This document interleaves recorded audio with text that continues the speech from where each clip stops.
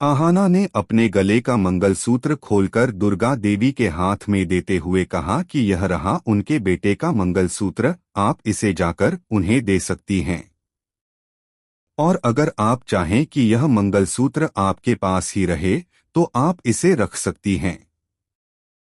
इसी के साथ अब देखने को मिलेगा कि जब दुर्गा देवी यह सब कुछ और आहाना का बर्ताव देखेंगी तो उसके बाद वह कहेंगी कि मैंने सोचा था कि तुम संभल जाओगी, लेकिन आहाना, तुम्हारा अहंकार तुम्हें संभलने नहीं दे रहा है।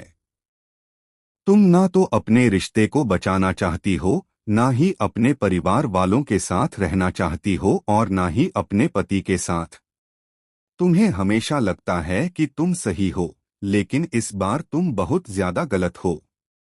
तुमने अपने ही रिश्ते को खुद बिगाड़ दिया है।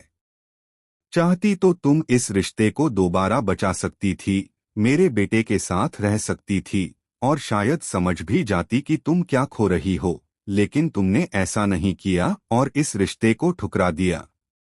दुर्गा देवी आगे कहती हैं कि अगर तुमने इस रिश्ते को ठुकरा ही दिया है तो अब मैं अपने बेटे अर्जुन की दूसरी शादी करवाऊंगी और उस शादी में तुम्हें जरूर बुलाऊंगी। तुम आकर उस शादी को जरूर देखना। और जब तुम्हें साथ में यह रिश्ता निभाना ही नहीं है तो अब इस रिश्ते को खत्म करते हैं। यह कहकर दुर्गा देवी वहां से चली जाती हैं, बिना आहाना की तरफ पलटकर देखे। यही बात आहाना का दिल पूरी तरह तोड़ देती है। वह वहीं जमीन पर बैठकर रोने लगती है कि उसने कितनी कोशिश की इस रिश्ते को बचाने की, परिवार वालों के लिए कितना कुछ किया, लेकिन कोई उसे समझ ही नहीं पाया।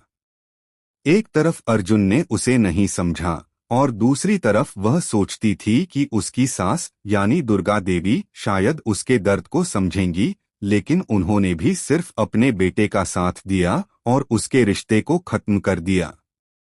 अब पूरी तरह टूट चुकी आहाना बस रोती रह जाती है। इसी बीच दुर्गा देवी घर में सबके सामने घोषणा कर चुकी हैं कि अब अर्जुन की दूसरी शादी होगी और शादी की तैयारी भी शुरू कर दी गई है। वह जल्द से जल्द अपने बेटे के लिए एक नई बहू ढूंढेंगी और उसके साथ उसकी शादी करवाएंगी। अब दुर्गा देवी का फैसला एकदम अटल है। आगे कहानी में क्या होगा?